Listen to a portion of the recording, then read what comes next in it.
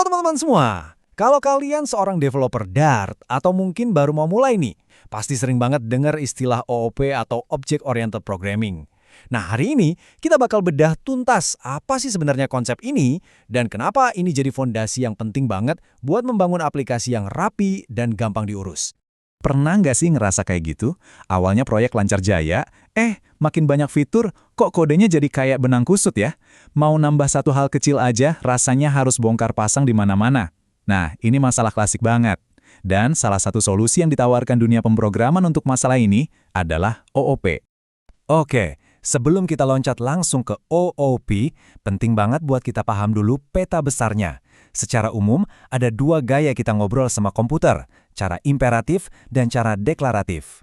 Gampangnya gini deh, paradigma imperatif itu kayak kita ngasih resep masakan yang super detail. Ambil mangkok, masukin tepung, tambahin gula, aduk 3 kali ke kanan. Bener-bener step by step kita yang atur. Nah, di sisi lain, ada paradigma deklaratif. Ini lebih fokus ke hasilnya. Kita cuma bilang, saya mau kue coklat. Gimana cara bikinnya, itu urusan si komputer. Nah, untuk hari ini, kita akan fokus di dunia yang imperatif ini. Terus, OOP ini masuk kemana dong? Nah, ini dia yang menarik. OOP itu sebetulnya bagian dari gaya imperatif. Jadi kita tetap ngasih perintah langkah demi langkah, tapi dengan cara yang jauh lebih rapi dan terorganisir. Alih-alih satu daftar perintah yang panjang, kita mulai mengelompokkan kode kita ke dalam paket-paket logis. Nah, paket inilah yang kita sebut objek. Jadi, gimana cara kita mulai mengemas kode kita jadi objek-objek ini? Yuk, kita bedah konsep intinya, di mana kita melihat program kita sebagai kumpulan objek yang saling ngobrol satu sama lain. Konsep pertama, dan ini yang paling dasar, adalah kelas atau kelas. Anggap aja ini blueprint atau cetakan mobil. Di cetakan ini, kita nentuin, oke, setiap mobil harus punya warna dan model. Tapi ingat ya, ini baru cetakannya doang, belum jadi mobil beneran yang bisa kita naikin. Nah, dari blueprint tadi, barulah kita bisa bikin mobilnya. Inilah yang kita sebut objek. Objek itu hasil nyata atau instance dari sebuah kelas. Dari satu blueprint mobil yang sama, kita bisa bikin banyak banget objek. Mobil warna merah, mobil warna biru, mobil sedan, masing-masing itu objek yang unik. Setiap objek ini punya dua hal penting. Pertama, atribut. Ini tuh datanya. Kayak mobil tadi, atributnya ya warna dan model. Kedua, metode. Ini tuh kemampuannya atau apa yang bisa dia lakukan. Misalnya metode start untuk nyalain mesin atau stop untuk berhenti. Jadi data dan kemampuannya dibungkus jadi satu kesatuan. Oke, konsepnya keren. Tapi kenapa ini penting banget? Kenapa kita, para developer Dart dan terutama Flutter, harus peduli sama OOP? Ada beberapa alasan kunci nih. Pertama, Dart itu dari lahir emang udah bahasa yang berorientasi objek. DNA-nya udah begitu. Kedua, dan ini yang paling penting buat kita semua, Flutter. Sadar atau enggak, semua yang kita pakai di Flutter itu objek loh. Teks, container, scaffold, itu semua adalah objek yang dibuat dari sebuah kelas. Jadi mau nggak mau, kita emang udah hidup di dunia OOP. Dan yang terakhir, kalau aplikasi kita makin gede dan kompleks, OOP ini yang bakal nyelamatin kita dari kode yang berantakan dan susah di-maintain. Cukup teorinya, sekarang kita langsung praktek. Yuk kita lihat gimana cara bikin blueprint mobil kita dari nol pakai kode Dart.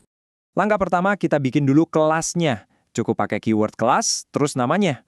Car. Simple. Sekarang kelasnya masih kosong nih, kayak kanvas putih. Lanjut, kita tambahin atributnya. Kita tentuin kalau setiap car bakal punya model dan color yang tipenya string. Tanda tanya di situ, itu fitur null safety di Dart, yang intinya bilang, nilai ini boleh kosong dulu untuk sementara, nanti kita isi kok. Sekarang, mobilnya kita kasih kemampuan. Kita tambahin sebuah metode atau fungsi di dalam kelas namanya start. Jadi, kalau metode ini dipanggil, dia bakal ngejalanin kode yang ada di dalamnya. Dalam kasus ini, ngeprint tulisan car started. Dan ini dia bagian paling serunya. Di dalam fungsi main, kita bener-bener nyiptain mobil dari blueprint yang udah kita bikin. Lihat baris car, my car, sama dengan car, kurung kurawal. Nah, disinilah si cetakan tadi jadi kenyataan. Abis itu, baru deh kita bisa modif mobilnya, kita kasih model, kita kasih warna, terus kita panggil metodenya buat nyalain mesin. Keren kan? Tapi tunggu dulu. Cara kita bikin objek tadi sebenarnya ada celahnya dikit. Kita harus ngisi atributnya satu-satu, agak ribet dan bisa kelupaan. Nah, ada cara yang lebih pintar dan lebih aman. Namanya constructor. Coba lihat lagi cara lama tadi. Kita bikin objeknya dulu, baru kita set modelnya, set color-nya. Kalau atributnya ada 10, repot kan? Plus, gimana kalau ada yang lupa diisi? Bisa-bisa program kita error. Solusinya adalah pakai constructor. Ini tuh metode spesial yang maksa kita buat ngasih semua data yang dibutuhin pas objeknya pertama kali dibuat. Jadi kita bisa bikin mobil kita cuma dalam satu baris kode yang ringkas dan dijamin semua atribut pentingnya udah keisi dari awal. Jadi ingat aja ini. Constructor itu kayak petugas registrasi pas objek lahir. Dia yang mastiin semua data KTP-nya alias propertinya lengkap sebelum objeknya boleh dipakai. Baik, kita sudah jalan-jalan dari kode berantakan sampai jadi objek yang rapi dan terstruktur. Yuk kita rangkum cepat poin-poin kunci yang perlu kita bawa pulang.